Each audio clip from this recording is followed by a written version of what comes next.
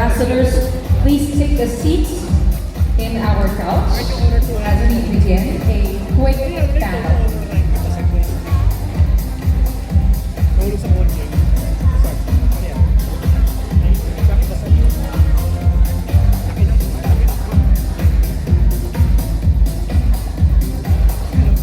We bring together our ambassadors in an exclusive Be the Best panel where they will talk about resilience, grit, and determination in overcoming challenges. In their pursuit of excellence, simulan natin sa what does it mean to be the best or be the best in today's world, and how can we inspire the next generation of Filipinos to take the same path. I mean, medyo parang mga ngarap tayo ng ano. Pero sa inyo, sa mga buhay ninyo, ano bang ibig sabihin ng be the best? Simulan, Pia? Para sa akin, ang ibig sabihin nun, yung continuous ka lang na open ka na, lagi kang humble ka at okay ka lang na matuto ulit, okay ka lang na magsimula ulit, okay ka lang na mag-evolve, kaya mo rin mag-adjust pag alam mo na may kailangan ka pang, may gagaling ka pa. Para sa akin, yun yung ibig sabihin ng be the best. Kasi before you become the best, everybody starts from zero. Everybody starts from scratch. And we've all started as beginners, as dreamers na hindi pa talaga namin sigurado kung para sa amin ba talaga to, dito ba talaga dapat kami. Pero ito-try mo pa rin. And you try, and maybe hindi mo makukuha yung resultang gusto mo right away. Pero go ka pa rin ng go, sinusubukan mo pa rin. Sigurado ka sa sarili mo, sa puso mo, sa pangarap mo. And finally, makukuha mo rin yung tagumpay, yung success na hinahanap mo. So, para sa akin yun yung ibig sabihin ng pagiging be the best. Pagka naman nirelate ko siya sa journey ko, tulad nga ng mention ko kanina, mas napag-usapan ko dun yung journey ko as a Miss Universe, as a beauty queen. But also, that was 10 years ago this year now. And I'm so grateful that that has given me an opportunity to reach more people. Kaya I don't take it for granted. Kaya 10 years later, andito pa rin ako. I'm so grateful. I'm still part of Jollibee and I get to work with organizations that I really love. Like, I still work with UNAIDS, I still work with Love Yourself, I still work on my advocacies on HIV and mental health. And this platform has opened up so many opportunities for me kasi parang lumaki na rin yung resources ko and mas marami na akong kayang gawin at mas marami na akong kayang tulungan beyond that 1 year na nagre-reign ako, beyond the pageant. So para sa akin, yun yung ibig sabihin ng be the best is parang leveling up. Oo, nag-level up at nag-evolve ka rin and hindi mo tinatake for granted yung journey. Buti din na napanghinaan ng loob. Nung 3 beses, di ba, nag-try ka. May iba kasi susuko na eh. Pero what were you holding on to say na hindi, one day magiging Miss Universe talaga ako? Lagi kong iniisip, sayang naman yung mga nagawa ko na. Para ngayon pa ba ako susuko?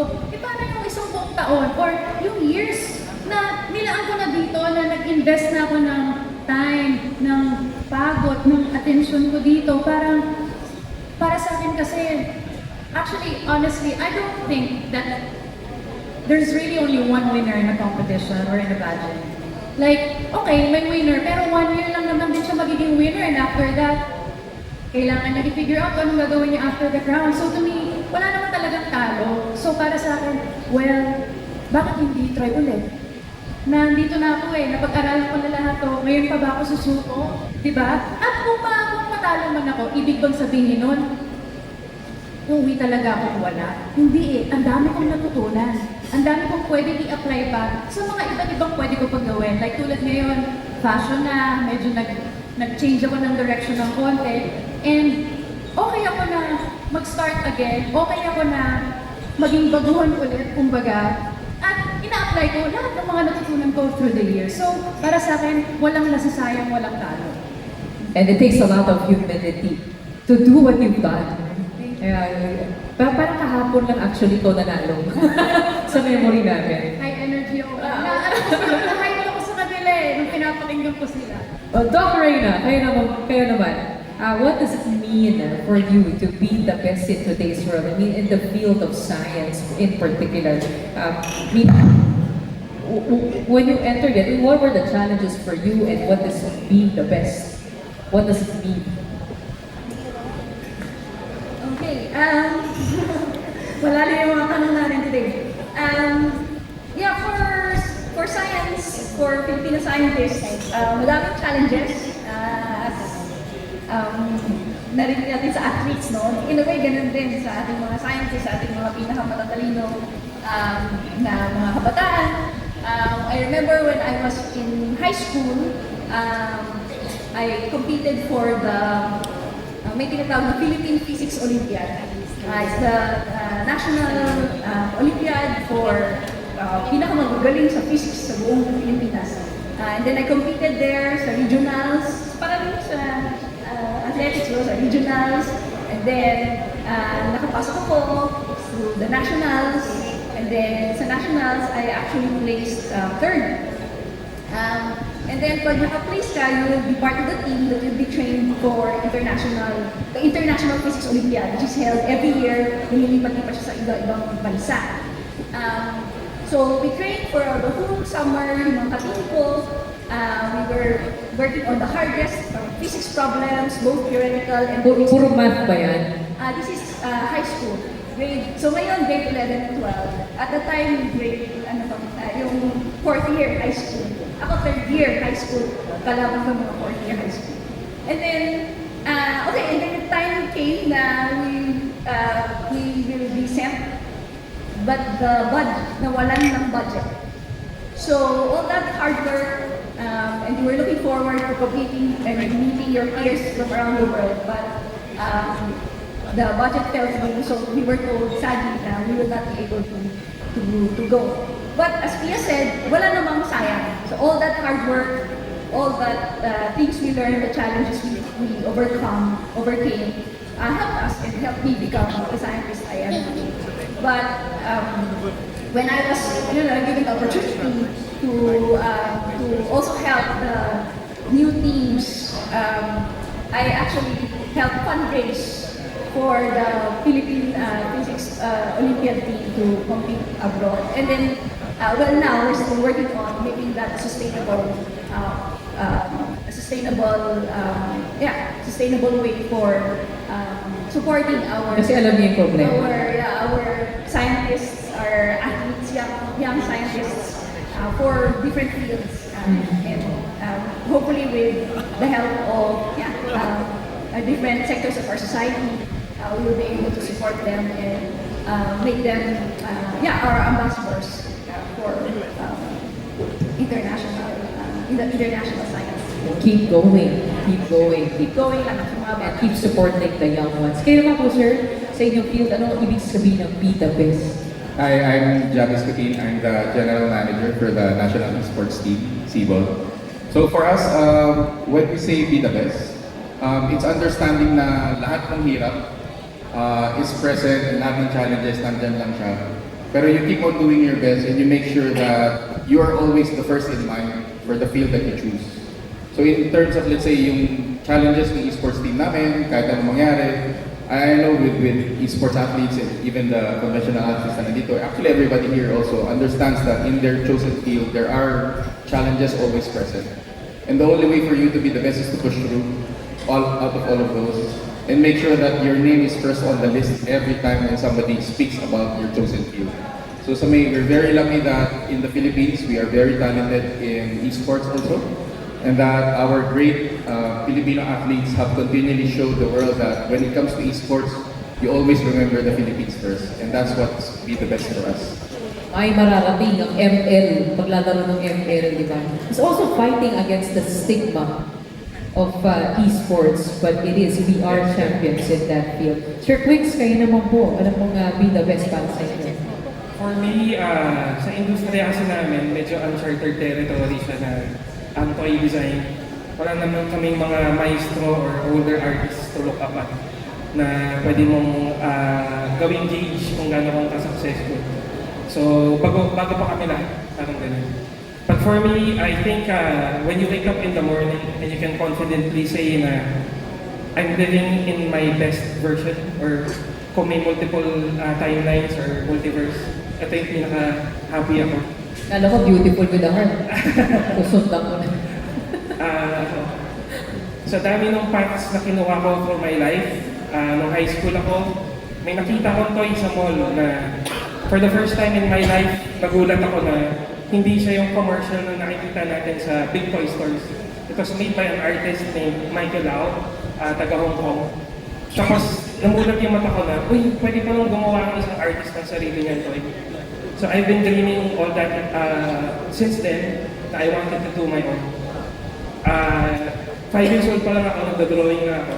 And I'm very thankful and lucky that my parents pushed me to continue my art, even though it wasn't the type of industry na usual Filipinos would go for, like lawyer or doctor, ganyan. Hindi nila ako kineticize, as in pinush pa nila ako lalo. And it was my dad going into college na sabi niya, I was, parang in a fork in my life.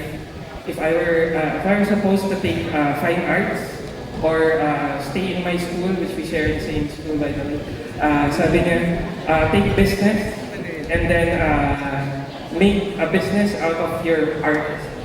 So that led me to combine both. Sobrang na-inspire ako kay Michael Lau. And my vocation and my education is business. So I went into toys, uncertain territory for anyone, with the risk that it might fail. But I am happy to say that I believe that every time I wake up in the morning, I can say na this is the best timeline that I can have. And wala akong regrets, I don't have what ifs. So be the best for me is being the best version of yourself. So I'm proud to say that I think I am in the best version of myself right now. Ilalagay kita sa bida tapak. Kasi ang tapak mo sa buhay mo, going for a path less traveled and fighting for that fire in your heart. Pag curious lang ako, pag gumagawa ka ng laruan, ano yung distinctly Filipino doon? Ano yung characteristic natin, itsura natin, na nilalagay ko doon? Actually, maraming influences, Japanese robots, American hip-hop, European graffiti culture. Pero lahat ko yung kinalakayan ko ng 80s and 90s as a Pinoy kid in Manila, in Mandaluyong. Yun yung pinapanood namin sa TV, yun yung naririnig namin sa radyo. So, in a way, very Filipino pa rin siya kasi lahat kami, lahat ng kabarkada ko, yun yung kinalakayan. And at the same time, may Filipino flavor siya kasi I love, representing my country. So kahit yung mismong pangalan ni Tech 63, ano nga yan country code ng Pilipinas, technique galing Pilipinas. Sinadya ko yun para pag may mga nakakitang ibang Pinoy from other countries, may isip na uy, Pinoy yung gumawa nito. And at the same time, yung mga pinakasikat namin na versions ng toy ko, yung may Philippine flag colors or may mga jeepney-inspired na stuff. So, swerte din ako na dati kasi, US yung naging fan ng work ko. Pero through the years, yung mga Pinoy nag-warm up na din sa akin. So, very thankful and very honored ako na yung mga Pinoy na ngayon yung pinakamalakas na base namin. And you came at the right time. Sikat ang mga laruan ngayon. Yes. Okay, puntahan natin ng You Peeps. Kayo naman, what does be the best mean for you? Hello po. So, being the best when it comes to the world of dance is to know your strengths and weaknesses. Siyempre, sa dance, maraming styles, whether it be hip-hop, locking, popping, wacking, dancehall, etc. Dapat alam mo kung saan ka, okay, hindi ako magaling sa gantong style, so I need to work on it. Kasi pag alam mo kung saan lang yung limit mo, it means kaya ko pa yung higitan. You just need to take your time. And also, dapat alam mo rin sa self mo na there are things na are worth fighting or risking for. Lalo na when we competed last year. Kasi yung medal namin last year that we won was our 3rd gold. And sobrang tagal na from the 2nd gold na nakuha ng team, which was last 2017 pa po. So, inisip namin nun, is it worth risking for out of 55 countries, 42 teams, kaya ba namin manalo in those 3 days from prelims to semifinals to finals? Kasi personally na-feel ko nun, since maliit ako, tapos ang tatangkad ng mga lahing, mga other countries, like, lalo na yung mga Americans, Europeans, standing next to them, it made me feel so small. Pero, hindi ko nakalimutan na, hindi, I'm taking the risk. And so what if maliit ako? Pagkasama ko yung team ko, malaki kami and malakas kami. So, that's for me. Yeah, so hello. For me, it's somehow similar to what Atiket and Sir said, na parang being the best, be the best for me is knowing how to be the best of yourself. Like, syempre, I don't always feel good then about my dancing. So like, I have to also know how to motivate myself, how to make me feel ready to be at my best. So, syempre, kailangan ko i-work on paano ako mapupunta sa best ko. And in that way, I can also work on how to inspire others to be at their best also. Yun lang naman pa. I'm sure what you guys have felt on the world stage is what many others have felt when they compete against giants. But stand tall and stand proud in being Filipino. Hi, Dylan, ikaw naman. Alam ko, mga mahigpit mong makalaban, Chinese, di ba? Chinese, ano pang bansa yun? Kazakhstan. Para sa'yo, ano ang be the best? Ako kasi nanalo na ako ng silver noong 2016, tapos nanalo ako ng 2020 plus 1 ng gold medal sa Olympics. Para sa akin, hindi lang, yung pagpamanalo ko hindi lang about medalya. It's hindi lang sa lakas, but it's more on how I can bring more people sa taas, more people to achieve their dream. So, it's more serving other people. Nandun na ako sa part na paano ko ibibigyan ng platform ng ibang atleta para makita nila at ma-realize nila yung dream nila, na kaya din nila manalo sa Olympics. Kagaya ko.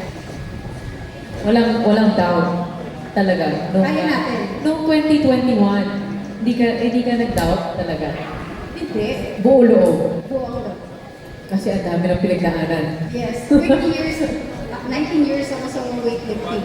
So, ang dami ko ng pinagdaanan, ang dami iyak. 3 times na rin na sa Olympics before ako nanalo ng gold. So, maraming pinagdaanan, maraming iyak, maraming injuries, maraming intriga din. So, pero hindi ako sumuko. Dahil may pangarap ako. Para sa sarili ko, para sa bayan, at para sa Diyos. Amen. And because of that, these people have broken boundaries na hindi biro yung mga nagawa nila dahil nauna-una sila sa kanilang mga fields. No? Speaking of breaking boundaries, what do you think makes the Filipino spirit so powerful and resilient on the global stage? Siguro natin i-highlight pagkanoon.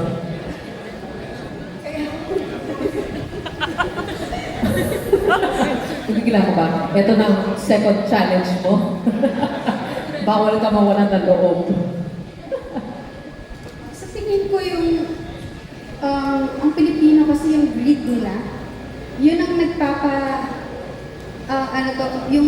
yung fire and greed natin na makuha at competitive tayo eh. Kaya patuloy pa rin tayo kahit mahirap. Mahirap ang pinagdaanan natin, pero dahil may fire, patuloy tayo sa pangarap natin. Para naman sa UPs, no, in the Cruz opinion, what needs to happen for more Filipinos to continue to shine and be recognized on the world stage? Alam natin, pagdating sa sayawan, hindi laging napapansin, nabibigyan ng recognition. Ano pang kailangan mangyari para dumami pa mga katulad mo? Okay, so I think it's more of our pride na rin po, na parang, if you don't see me, I will make you see me. Parang ganun po. Na, I don't want to be left here na unseen. I want to do what it takes to be seen by the world, by the people I want to see me. So, I think that's what makes us very eager to win and to be at our best on whatever.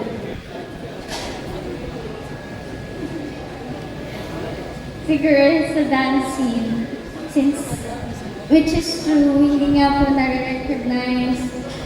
Sometimes, we feel literally so small when it comes to treatments, pag mag-guest or even sa competitions, hindi na-recognize. Pero yung mga sports like basketball, whatsoever, super recognized. Siguro, hindi lang us for dancers na to show ourselves, but also people should just look on dance, not just, sayaw lang naman yun, or TikTok lang naman yun. Pero, we are also athletes, since nagtitrain din kami, nagpa-conditioning din kami ng bodies namin. Also not bodies, financial, syempre hindi naman parang wala lang yung sayaw, may costumes whatsoever, yung coaches, syempre binabayaran din sila kasi syempre creative juices ko nila yun. So, for me, I think not just dancers but like organizers, events should recognize us dancers as older athletes. They should be treated like how basketball players do, how volleyball players do. Because we also deserve that. Kasama naman may mga volleyball players sa conversation. Dati wala kami dyan, ha? Basketball lang, boxing lang dati. Isusunod ko na dyan si Sir John kasi medyo similar yung kwento ninyo. Kayo naman, kayo sa Cebol, paano mo maglaro ang Pilipino? It all happens virtually, but what are you proudest of? At paano pa ipapalaganap yung esports? Para sa amin kasi, I think, because of prideful din kasi ang mga Pilipino, especially mga online gamers. Ayaw na ayaw nilang natatalo. And I think, like, when you see their faces when it comes to losing situations, instead of nakikita mo sila na parang talo sila, hindi sila malungkot eh. They look determined instead of yung parang alam mong natalo na. Babawi. Or yung parang determined yung look eh. And in terms of, let's say, yung resilience, even with esports, mga ganyan, I think the Filipino people are very resilient because you see people breaking boundaries day in, day out. To be honest, I have a renewed sense of motivation because of the people around me today. Everybody here has broken their own boundaries, and I think that is something that everybody in the Philippines wants to follow. So, even with our athletes, because they have all of this, they see an opportunity to be successful.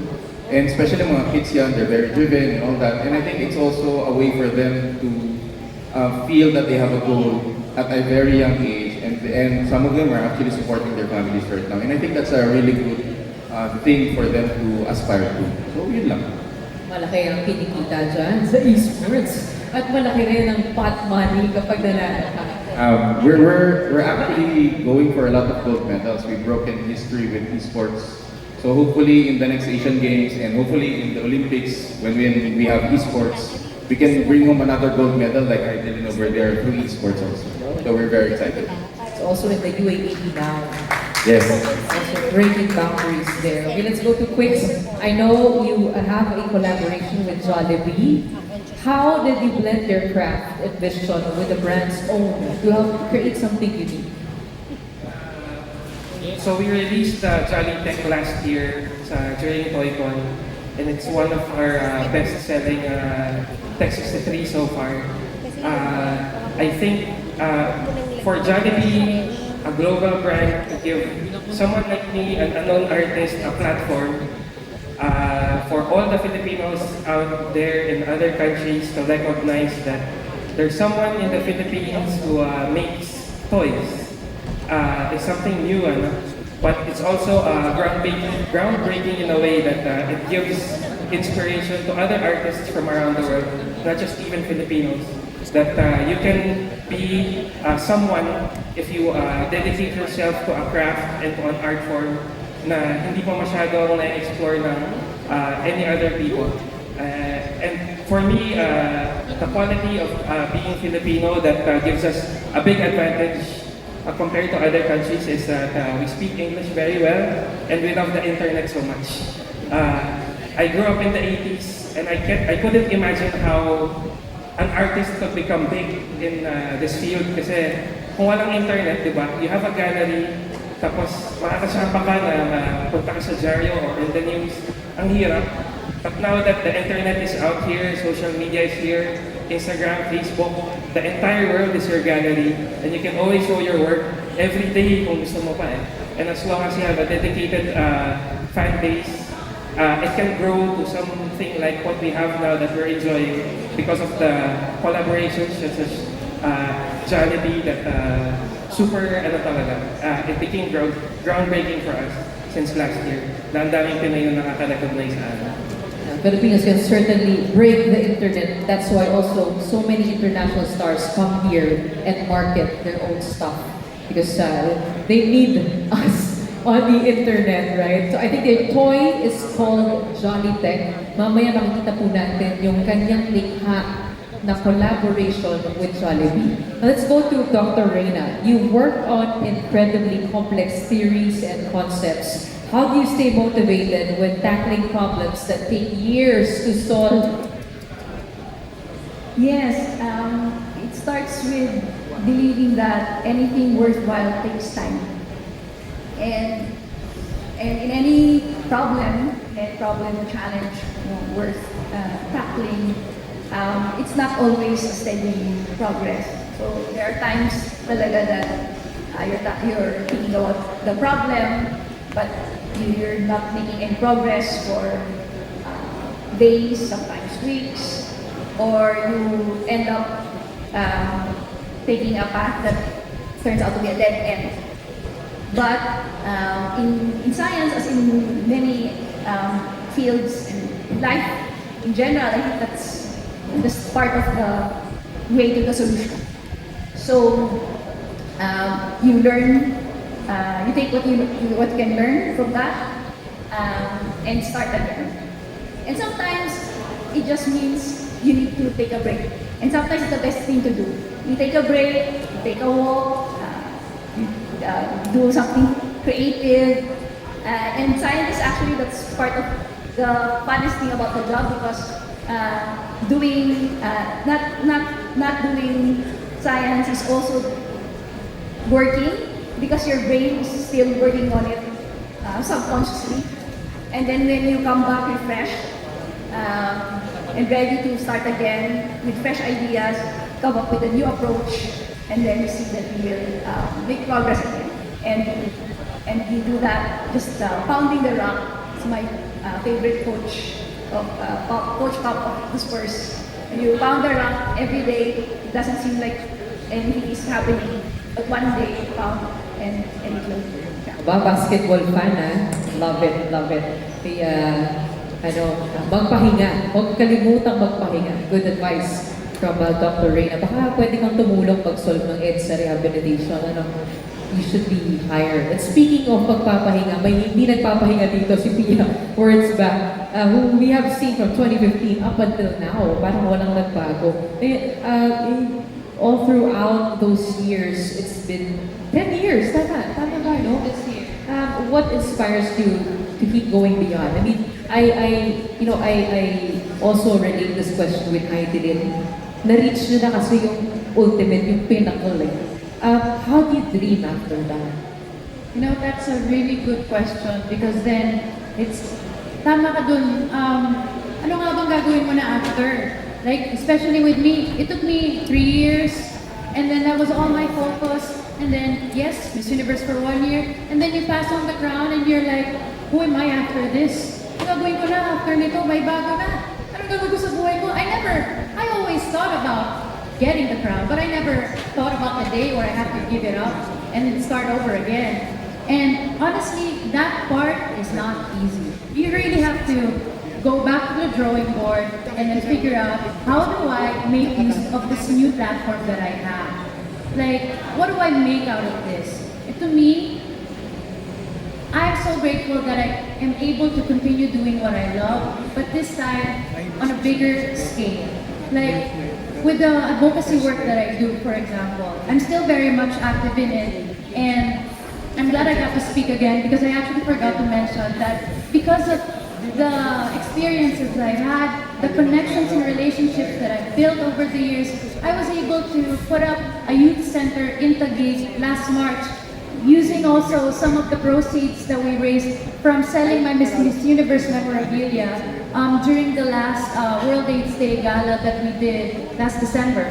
So, parang for me, I really want to see results parang for years it was all about raising awareness on HIV. But then now I want to see Impact. I want to see impact. I want to see result. I want to hear the stories. I want to see the faces. I want to meet them. I want to hold their hand. Like parang it's not enough about me anymore. You know, like I want real results. And so I keep challenging myself with that, and I'm so grateful that I don't do this alone. Of course, I have like people that help me out, the people that help make all of this happen. I feel like I'm just a person who am able to put the puzzle pieces together, you know. And so that's what really keeps me going. Of course, doing all the fashion and the glam and being dressed up, all of this, it's fun. But I'm looking for the heart in the work that I do, because you know, after a while,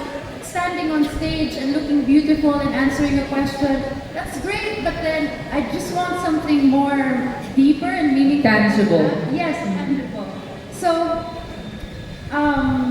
So that's what keeps me going. Kasi I also thrive on feedback eh. So when somebody comes up to me and they whisper in my ear, without cameras, that they're a person living with HIV or they're going through, kasi mental health na in-adopt ko na rin as my advocacy during the pandemic, because I was actually also diagnosed myself during the year that I was Miss Universe.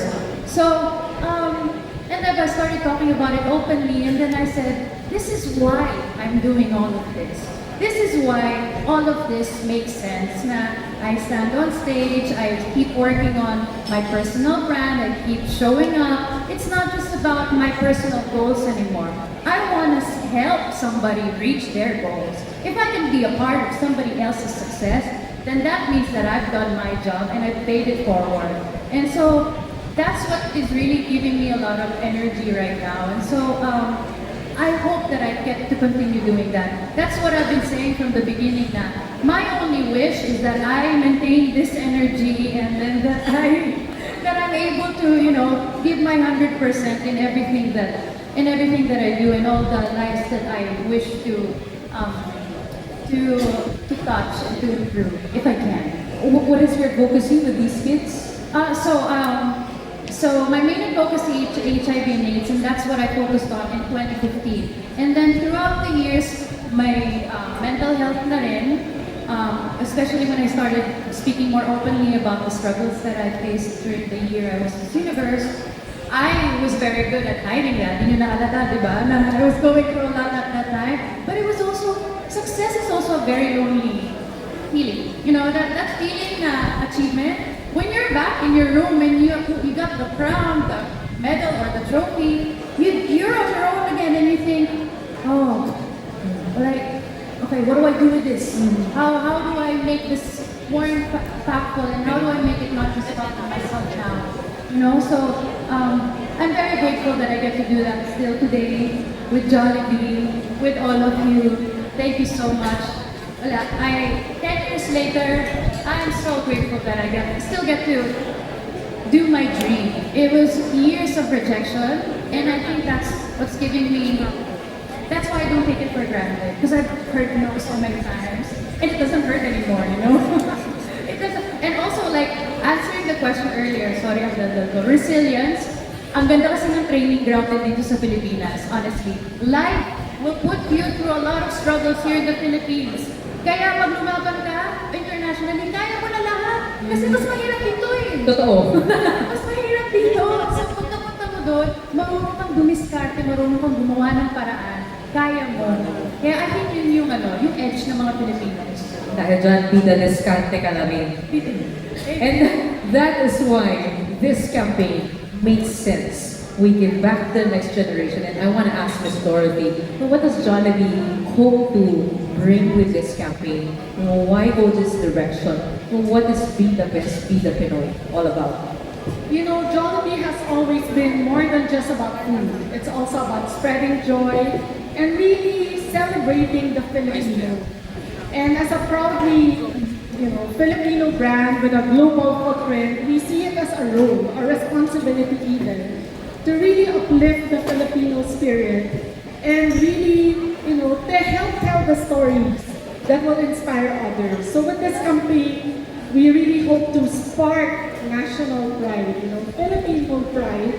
We want to inspire the next generation of achievers and really just remind every Filipino out there that we Filipinos are capable of greatness. So just like our Be the Best, Be the Pinoy ambassadors, just like Jollibee, from humble beginnings to global success, talagang I'm so confident that, we Filipinos, kayang-kaya natin to be the best. Beautiful with the heart. Ma'am, parang pwede rin kayo mag-Miss Universe, ano? Ang galing sumagot. Para naman natin sila. And bilang panghuli, just a quick message to all the young ones out there. Maikli lang naman, ano? What do you want to leave them with? What mark do you want to have on the younger generation? Heidi Liz? Kanina ka pa nagpapahinga. Sa mga batang Pilipino, young Filipinos, para maging be the best, you have to do your best. And para sa akin, importante yung may pangarap ang bawat Pilipino. Kaya naman ako, as an ate, na-spread ko ang weightlifting for them to realize kung ano yung dream nila. So yun, gusto ko lang sabihin, for you to be the best, to be the best Pinoy, to be the Pinoy, kailangan mong gawin ang best sa ginagawa mo. Be the best. Kaya naman, please. For me po, it's just that you have to be clear on what you want, and no matter how long it takes, do your best in achieving that specific goal that you have set in your mind. To always believe in yourself, have faith sa journey, and always be grateful sa lahat ng things that will come in your way. And by that, you will be the best. Wix? For me, medyo gas-gas yung tunog, pero nag-work siya para sa akin. Do what you love the best. Nung bata ako, mahilig ako sa Japanese robots. Noong 90s, nakinig ako ng hip-hop. Tapos nung early 2000s, graffiti. Ginawa ko si Tech 63 kasi lahat yon mahal ko. Kaya never ako nagsawa siya gawin. So to be the best, you have to love what you do. Kasi pag love mo yung ginagawa mo, parang hindi siya work at all. Parang it's out of your heart, it's out of your passion. And up until the day I die, I won't get tired of doing what I love the best. So, ayun, be the best, love what you do. John? Para sa amin, para sa may Cebol National Esports Team, para maging be the best ka, kahit anong mangyari, lakad matatag lang. Lakad matatag. Short but sweet at one point. Doc? To young aspiring scientists, I always say, go for it. It's a fulfilling life, even with the challenges. And I also, to be the best, to look for mentors, to look for us who have been through this path before. And we're here to welcome you, the Pinoy Scientist community. And together we can be the best in different fields of science from the Philippines. Pia? Para sa akin naman, gusto kong i-advise na wala talagang madali sa umpisa. Wala talagang madali. At in your journey, may mga magsasabi sa'yo na wag na lang, siguro, i-give up mo na yan, sumuko ka na. Minsan magagaling pa yun sa mga taong malalapit sa'yo. Pero kailangan mo pakinggan yung puso mo, kailangan mo na mag-focus sa goal mo. Kung 100% ka talaga, huwag kang bibitaw. Tsaka, learn to drown out the noise. Especially sa mga kabataan ngayon, may social media na. Ang dali nating masaktan sa mga nababasa natin, online, ganyan. Yung mapaghinaan tayo ng loob, tapos susuko ka na. Hindi mo nag-try kasi nasaktan ka, ayaw mong tuluyang masaktan. So, i-give up mo na lang at wala, yung pangarap mo na yun, sinet aside mo na. Is it worth that? I don't think so. So learn how to drown out the noise and stay focused on your goals, and please don't give up right away, because again, nothing comes easy at the beginning. The life lesson of Pio Works Back, from Pio Works Back. Miss Dorothy, to sum it all up. Okay, yeah, I think everyone really has to start somewhere. So I'd like to advise everyone to dream big, and just really stay focused on pursuing your dream, your goals, and always do it with a lot of passion, excellence, heart, and joy. And don't forget to cap it off with Chicken Joy. Palakpakan po natin ang ating mga brand ambassadors, our incredible ambassadors and candidates. And maraming salamat din sa Jollibee for giving these remarkable Filipino stories the stage and platform they deserve.